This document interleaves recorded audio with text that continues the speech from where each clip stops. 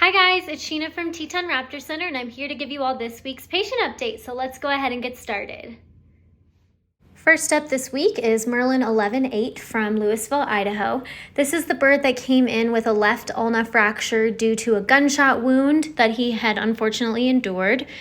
He's actually doing really well. He's very spunky and full of charisma, which is something we love to see. He's also eating on his own, so that's great. We can just put medication in his food and we don't really have to bother him too much, which I'm sure he appreciates. And right now he's still healing up in the ICU, so things are going well. Next up, we've got RedTailed Hawk 11-8 from Lander, Wyoming.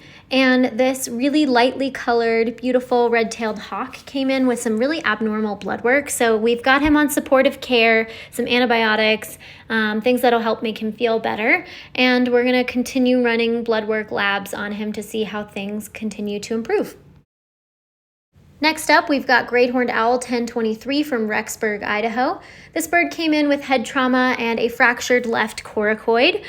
He is currently doing really well. He's hanging out in the PCU, so our patient care unit, where he has space to move around.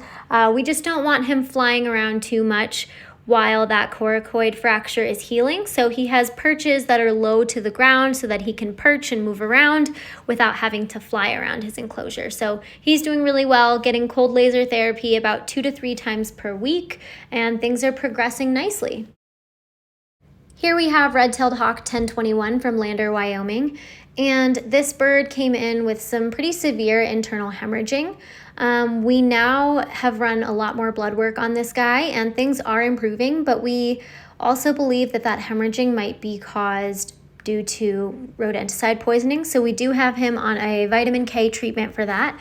Things are going really well with that though, but it will take a few more weeks for that medication to run its course before he can be released. But otherwise, he's flying beautifully and will be ready to go as soon as he's done with his meds.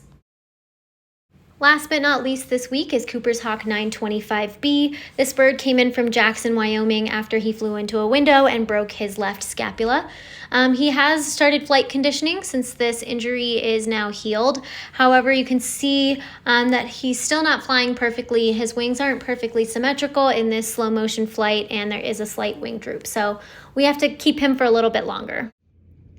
All right, that's all we've got for this week. Thank you guys so much for tuning in and I hope you enjoyed learning more about our birds. Remember that if you want to do your part to help keep wild birds wild, you can check out our website at tetonraptorcenter.org and make a donation. You can also click the description below and there's a link down there. Bye!